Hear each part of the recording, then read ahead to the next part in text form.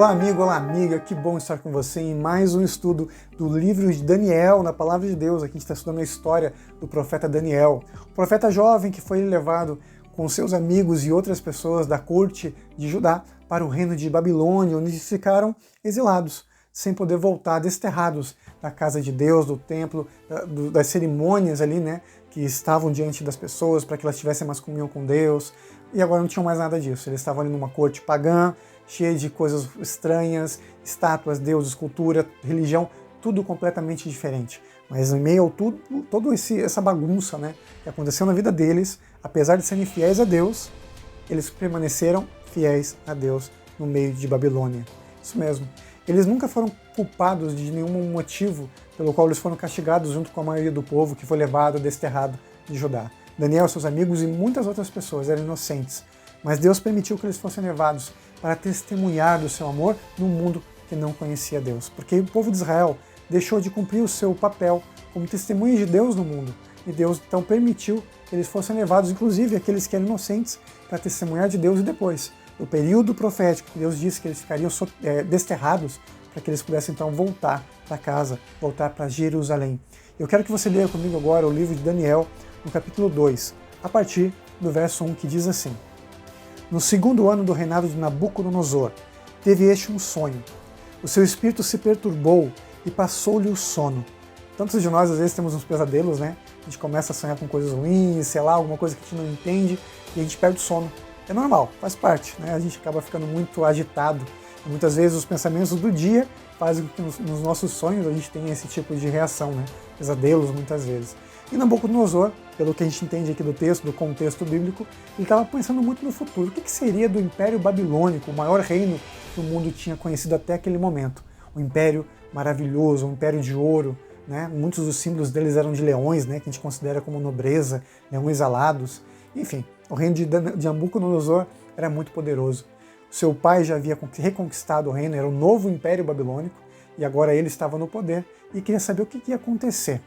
Bom, a Bíblia nos conta o seguinte, que Nabucodonosor teve um sonho que veio de Deus. Ao ter esse sonho vindo de Deus, ele acorda e ele não consegue se lembrar qual era o sonho. Ele ficou muito perturbado. Como é que assim, eu tive um sonho, eu sei que é importante, mas eu não lembro desse sonho? Muitas vezes a gente também faz isso, né? A gente acorda querendo lembrar de um sonho, e às vezes a gente até lembra, mas passam alguns minutos e a gente já esquece. E aconteceu isso com Nabucodonosor esqueceu o seu sonho.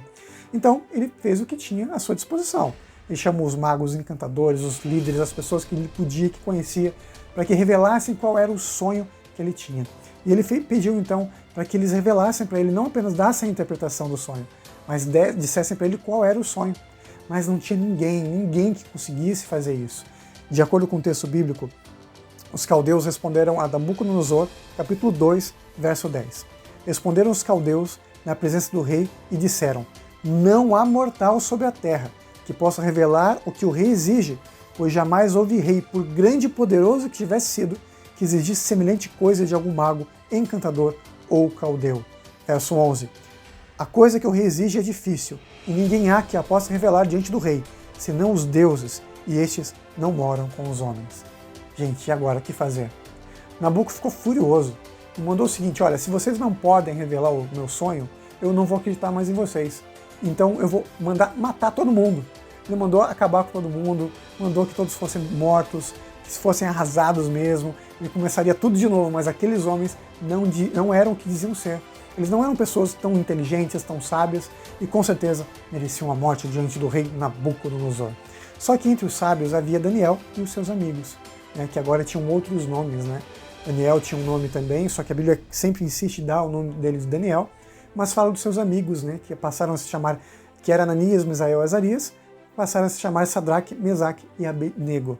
Não, Daniel passou a chamar Beltesazar, todos os nomes que faziam referência aos deuses de Babilônia. Daniel, então, ele pediu para falar com as pessoas que eram os líderes, e pediu tempo. Tempo para que o Deus do céu, que é o único que pode revelar segredos, dissesse para eles qual era o sonho. Quem sabe Deus, então, pouparia o seu povo, né? Os seus ministros que estavam ali mostrando o testemunho de Deus para o mundo. E foi exatamente o que aconteceu. Daniel se reuniu com seus amigos, eles oraram muito, e Deus mostrou para Daniel o sonho que Nabucodonosor tinha tido. E não apenas o sonho, mas também a interpretação. Vamos ao texto bíblico? Daniel, no capítulo 2, a partir do verso 20, diz assim: Seja bendito o nome de Deus, de eternidade a eternidade, porque dele é a sabedoria e o poder. É ele quem muda o tempo e as estações, remove os reis, estabelece reis. Ele dá sabedoria aos sábios e entendimento aos inteligentes. Ele revela o profundo e o escondido. Conhece o que está em trevas e com ele mora a luz. Por isso aqui diz o texto bíblico no capítulo 2, verso 24. Por isso Daniel foi ter com Arioque, ao qual o rei tinha constituído para exterminar os sábios de Babilônia, entrou e lhe disse: Não mates os sábios de Babilônia. Introduze-me na presença do rei e revelarei ao rei a interpretação do sonho. E aí o texto bíblico continua e Daniel vai falando com o rei, lendo diante da corte, e ele fala que o rei teve um sonho de uma grande estátua. Essa grande estátua tinha partes dela em vários metais diferentes. E a parte dos pés era misturada com uma parte de metal e uma parte de barro. E de repente, do nada, uma grande pedra era cortada e lançada sobre os pés da estátua. Isso fez com que a estátua fosse completamente destruída e aquela pequena pedra foi crescendo, e se tornando uma grande montanha. Mas o que significaria esse sonho? Nabucodonosor reconheceu que esse era o seu sonho. Mas qual é o significado? E Daniel disse que somente Deus podia dar esse significado. E ele revelou. Cada uma das partes da estátua representava um reino. A cabeça era feita de ouro, representando a grandeza do reino de Nabucodonosor, o reino de Babilônia. Depois que Nabucodonosor passasse, o seu reino passasse, nós teríamos então a estátua em parte de prata, e essa parte de prata simbolizava um reino que viria. E nós sabemos depois, pela palavra de Deus, que esse reino era o Império Medo-Persa. Ele era inferior, mas poderoso. Depois nós temos a parte ali do abdômen, dessa grande estátua, que era feito de bronze. Um reino que viria então depois do Medo-Persa, mas que seria inferior. E esse reino era o reino da Grécia, que também passou. Depois nós temos as pernas da estátua, que eram de ferro.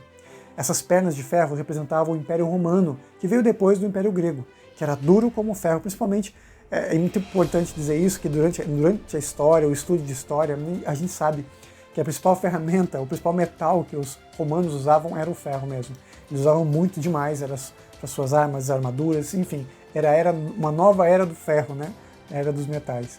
Aí nós temos o final do Império Romano, que nos mostra então a divisão do reino do Império Romano, em parte de barro e em parte de ferro. Isso mostra que a Europa se fragmenta, o Império Romano se fragmenta em 10 partes. 10 dedos da estátua, 10 partes. E assim o grande império do mundo, o último grande império, que é Roma, se divide e não consegue mais se ligar, assim como o ferro e o barro não se misturam. Então nós passamos por todo esse período profético já tudo se cumpriu. E falta uma coisinha ainda, na interpretação do sonho de Daniel, que a grande pedra seria cortada, lançada sobre os pés da estátua, destruindo todos os impérios do mundo, para que então o grande montanhas cresçam, e esse grande reino é o reino de Deus que viria. E essa foi a interpretação. O que falta agora para a gente entender o final é Jesus voltar. Fazemos parte desse grande plano de Deus, que Deus mostra então para a gente toda a história da humanidade através desse sonho dado ao rei Nabucodonosor.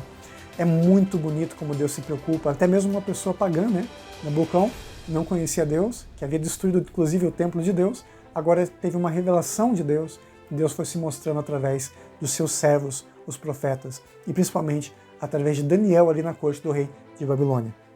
O texto bíblico diz o seguinte, verso 46, capítulo 2, verso 46.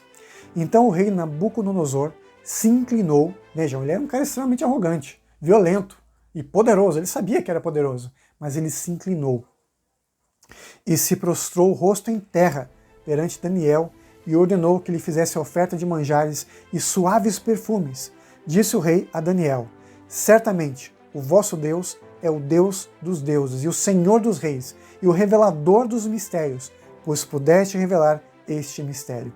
E aqui o texto bíblico continua dizendo que Daniel foi engrandecido, seus amigos também, e no verso 49, a pedido de Daniel, constituiu o rei a Sadraque, Mesaque e Abednego sobre os negócios da província da Babilônia. Daniel, porém, permaneceu na corte do rei. Mais uma vez, Deus ali faz com que o seu servo seja uma pessoa engrandecida, porque obedece a ele. E o rei Nabucodonosor reconhece a grandeza de Deus nessa história. Deus mostrou para Daniel o futuro da humanidade. Tudo o que aconteceu ali, toda a profecia, praticamente se cumpriu. O que nos falta é a volta de Jesus, o reino de Deus que vem se estabelece com o retorno do Senhor Jesus. E isso logo vai acontecer, viu? Não tenha dúvidas, Jesus está voltando. Vamos juntos orar? Querido Pai que estás nos céus, nós te agradecemos pelas tuas bênçãos, pelo teu cuidado, pelo teu amor, pelo estudo do livro de Daniel, das histórias do livro de Daniel. Te agradecemos, Pai, porque o Senhor mostra que quando somos fiéis a Ti, o Senhor nos eleva, nos engrandece na Tua presença. Que possamos ser testemunhas de Ti e acreditando que só falta um pouquinho para essa profecia se cumprir e finalmente vemos Jesus voltar e o reino de Deus começar para valer, definitivamente acabando com o mal. Obrigado por tuas bênçãos em nome de Jesus. Amém. Obrigado, amigo, amiga, você jovem, você idoso, você que está ouvindo hoje, você que está simplesmente passando por aqui no canal e resolveu ouvir um pouquinho das histórias do livro de Daniel. Não deixe de dar aquele like, curtir o nosso canal, compartilhe esperança. Isso é muito importante para o crescimento do nosso canal e principalmente para a volta de Jesus e esse reino dele ser estabelecido no final dos tempos. Fique com Deus, fique em paz e nunca se esqueça que nessa vida é você e Deus. Te vejo no nosso próximo estudo do livro de Daniel e suas histórias. Tchau, tchau.